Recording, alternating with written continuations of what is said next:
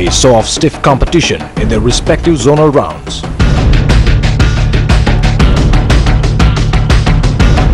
Now they must see off each other. The stage is set. It's called iDream Season 2 Grand Finale. The contest gives budding entrepreneurs a shot at getting 35 lakh rupees in prize money from Reliance Commercial Finance to get their dream enterprise rolling. After the 4 zonal rounds of Bengaluru, Kolkata, Mumbai and Delhi, the 4 finalists were chosen. Manish Bhatt, Vikram Patel, Dipankar Adya and Harpreet Kaur. I'm doing it for a cause. It's not purely business and it's not purely NGO type of thing. It's a business come social relevance thing. And second thing is, I don't think so anyone has done it before.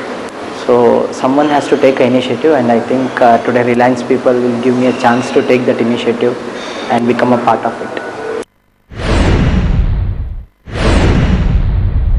I'm the only one doing in this industry so far, as far as I know, and pretty much confident. It's a big idea. It has a big impact on the industry as a whole, and that's more than sufficient for me to win. But I mean, the other 3 guys equally experienced and enthusiastic and passionate, so keeping fingers crossed. This is about tackling or addressing perhaps one of the largest environmental disasters in 20th century, and let's pray that it should not continue in 21st century also. It is the arsenic contamination of drinking water, and where millions of people they are at the risk of dying in cancer, not only in India and Bangladesh, throughout the world. So my project is working on that, how to develop the group who will be working and addressing this problem, and at least we'll be able to contribute a little for that. I have a very simple business plan. I have not really that high-end ideas or high-end business plan. Whatever I have presented in the zonal round, I'm going to present the same because I'm quite confident whatever figures I have collected are going to impress the jury. 4 socially relevant and commercially viable business ideas. But there can be only one winner, and that's where the jury comes in. KV Srinivasan, Harsh Roongta, Parag Patki and Vinod Kumar.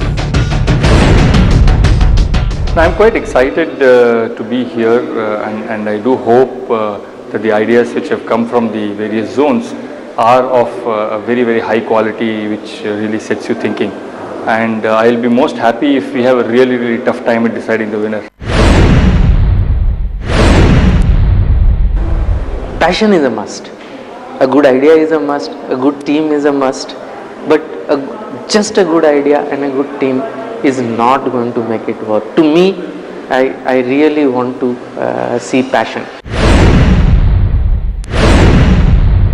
First is a good idea and the sustainability of the idea. Second is the promoter's vision. I mean, what exactly he has in mind when he is looked about this idea. And the third most important thing is what are the kind of systems and processes that he is going to put in place to take this idea further to a commercial level and to a sustainable level. How replicable is the idea? How quickly can it ramp up into a large-scale business? And what sort of returns would be on a longer-term basis? That would be something that I'd be looking out for. Now let's take a look at the 4 ideas and what the jury has to say about them.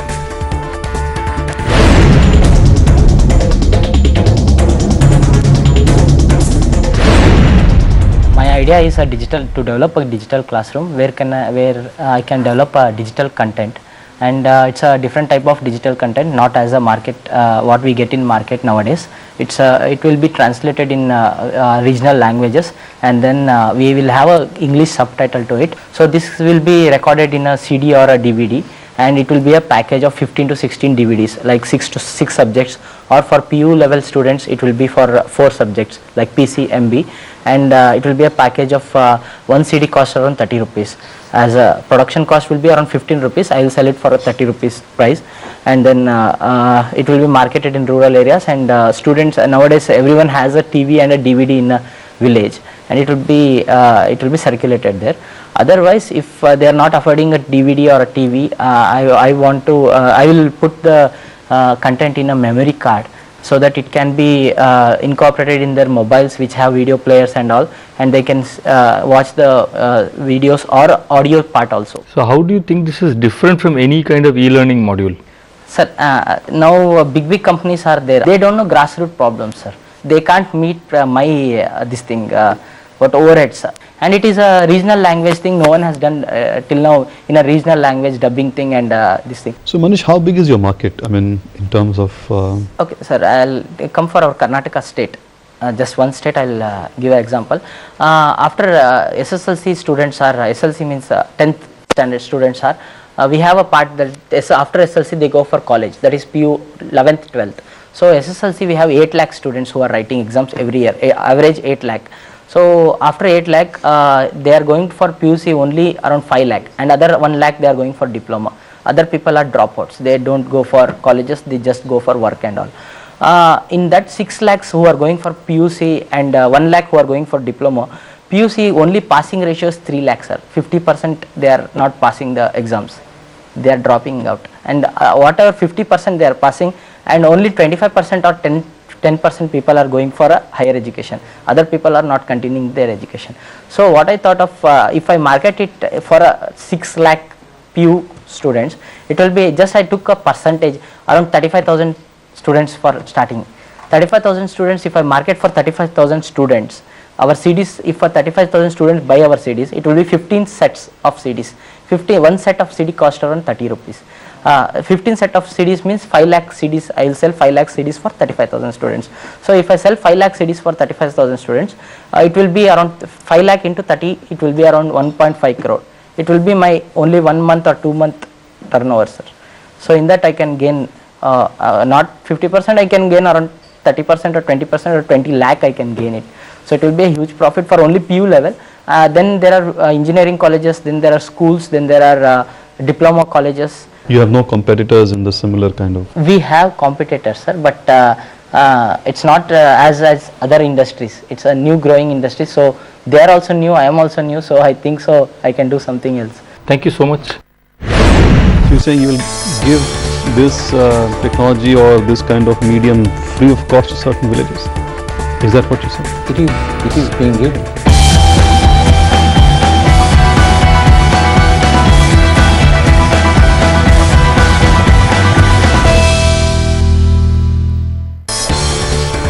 The grand finale of Fever iDream is on. At stake is a sum of 35 lakh rupees from Reliance Commercial Finance. The highlights.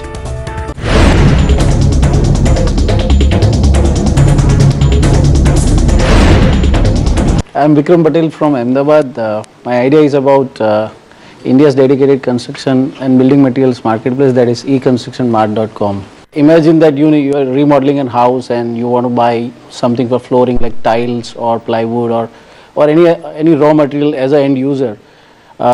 It's virtually very tough or impossible to know how many providers are there, what are the brands available, what are the discount structures available. That's where we step in. We have services where you can simply post a requirement. Our auction engine gets you 5 to 10 quotes in shortest possible time, and then you can also post a negotiation request online, and thereby you can bring the cost down and achieve the real market price. So that's how we help buyers. For supplier, it's a new channel of doing business. So that's in crux what we are doing in Ahmedabad right now. So your revenue is? There are 3-4 revenue streams that we are. So one is we bring transactions online. So let's say on a monthly average we have 2 to 3 crore worth of transactions that are coming to our site right now. So once we facilitate, suppliers either pay us in the form of transaction fee, that's normally ranging 1 to 2%, or we have an annual membership, or we also charge per lead, or it can be we also do a gross merchandise value. So we do approximately 10% of whatever we facilitate. So, but buyers can see their sellers, or how does it's a bidding? You have a reverse. See, if it's a paid seller, then you can see the buyer.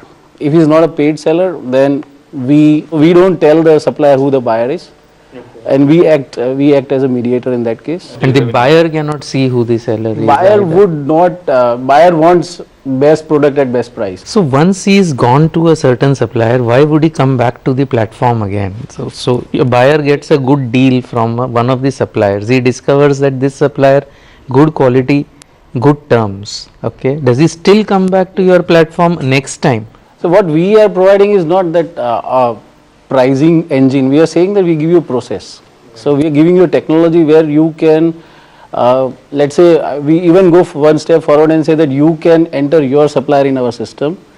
So we have a reverse auction engine where you can post a requirement, and then a transaction that you would do in, let's say, 5 hours, you can do it in 1 hour with me, or a transaction that would take 2 days, let's say getting first level code and then negotiating and finalizing a purchase order.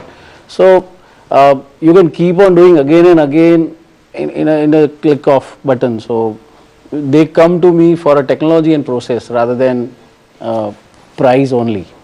Price is there, but not just price. So in the past 6 months, how many transactions would you put through this process? See, monthly we are doing 150, and now it's actually scaling up. So we are trying to touch 500 a month and then 1000, and after 1000 we say that we can go. We are experimenting with delivering services in new cities or not. So in that scenario, would you be in a position to compete with an IndiaMart.com, which might be able to better extract synergies of building material versus something else possibly? Niche has its own advantage, and I mean yes, IndiaMart, if is so serious about entering only in construction sector, then there are two players targeting a single customer. So then more validation would come, I mean more acceptance, because IndiaMart has a bigger base. Then I might have to position, I mean it could be a matter of positioning better than IndiaMart. I mean that's the question that I would be asking. My investment in educating the market would go down. So Thank you very much. Thank you. Thank you.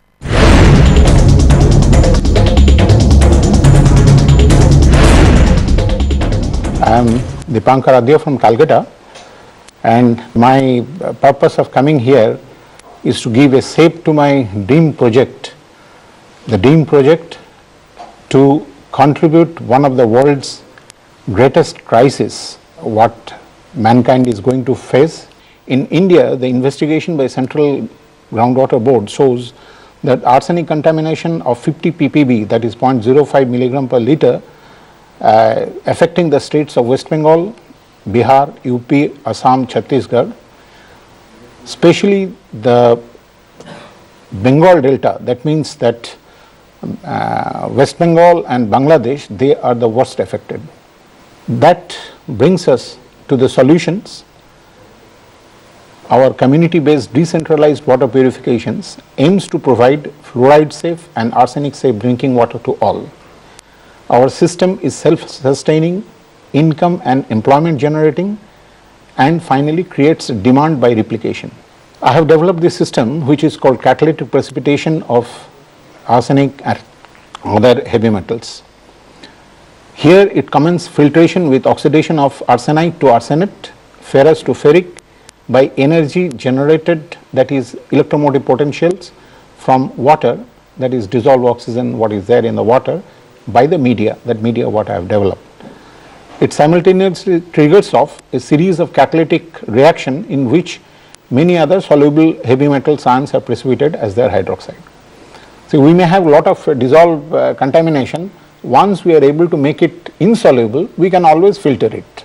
We require a total project cost which is working out to be 96.18 lakhs of rupees, out of which fixed capital is 51.8, fixed administrative overhead for working out around 0.405, Variable expenses per month considering execution of 8 projects per year is 21.785 per month.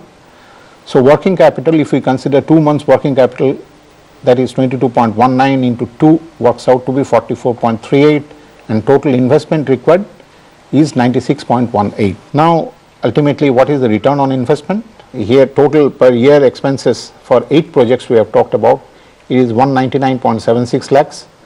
The total selling price, project execution cost is around 224 lakhs.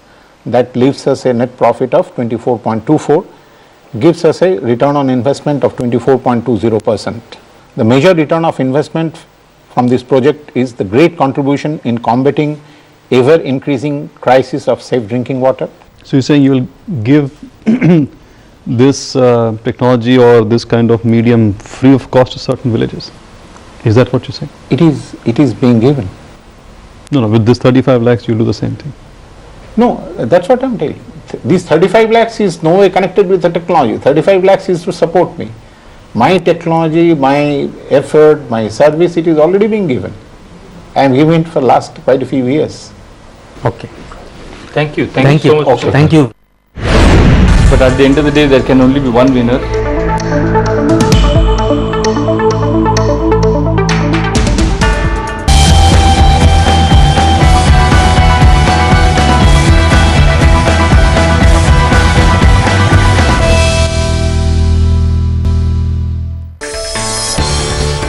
₹35 lakh from Reliance Commercial Finance to start one's dream enterprise.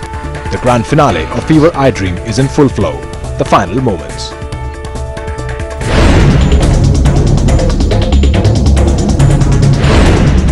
I'm here with the idea of apiculture, that is beekeeping.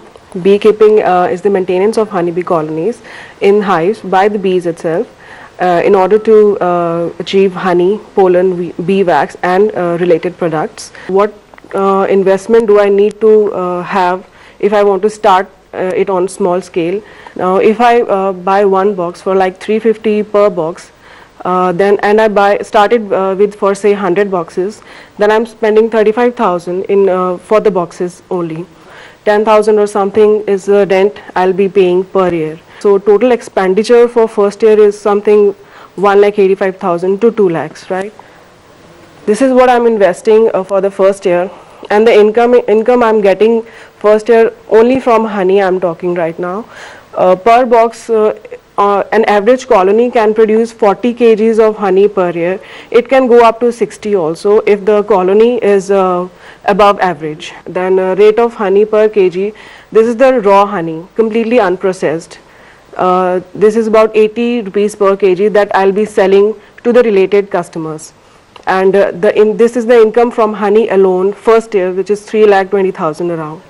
And 1,85,000 I have invested and 3,20,000 is the income, right? So this is a profit of like 1,35,000. So this is the income that I'm getting only from the honey. Other than bee wax, all the other products are very expensive in the market. Like for example, royal jelly, it costs you like 2,000 to 3,000 per kg. You are here for 35 lakh rupees today. Now, you know that if you win this iDream Season 2, you will finally be given 35 lakh rupees. Your business plan totally talks about a requirement of 3,50,000 rupees. Sir, I have just given an example if I have to start it on a small scale. And if encouraged, this industry can, 35 lakh will be a very small amount if this industry is encouraged. So I'm talking about something on a very small scale, but yes, as I told you, anyone can go for beekeeping. Even if you have a hobby, you can start it at your backyard only. But if you want to start it as an industry, 35 lakhs is not a very big amount, sir. I'm talking about producing raw honey.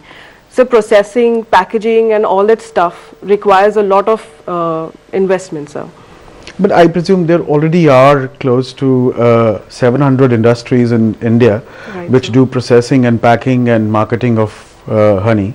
Apart from that, I also understand that there is close to 800,000 odd small scale or under Lagu Udyog and all these people who already create or sell honey to processing houses and to larger companies. Right. How would you be different from all of them?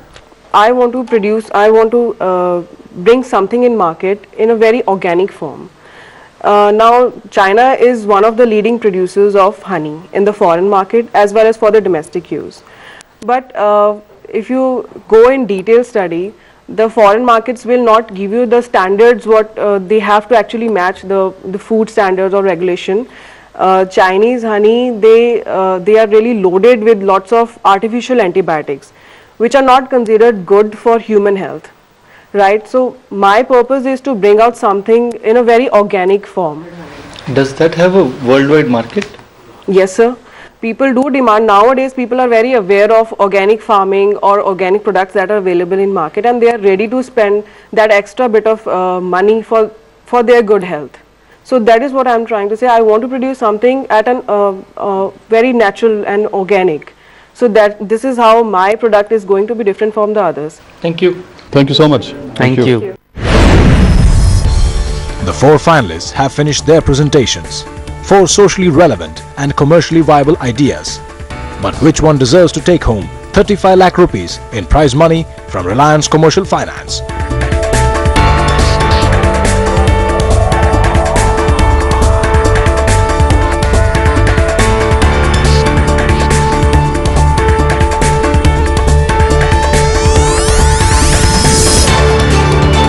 To be frank, we were in a situation where we had a 2-by-2 split, okay, and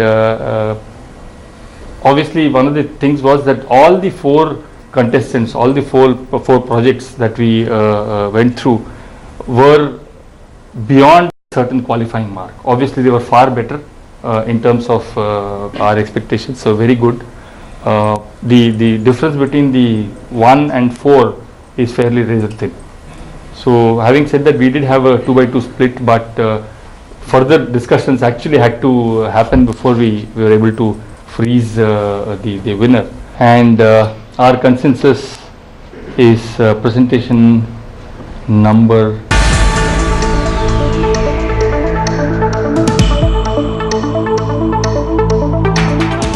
3, Mr. Arya.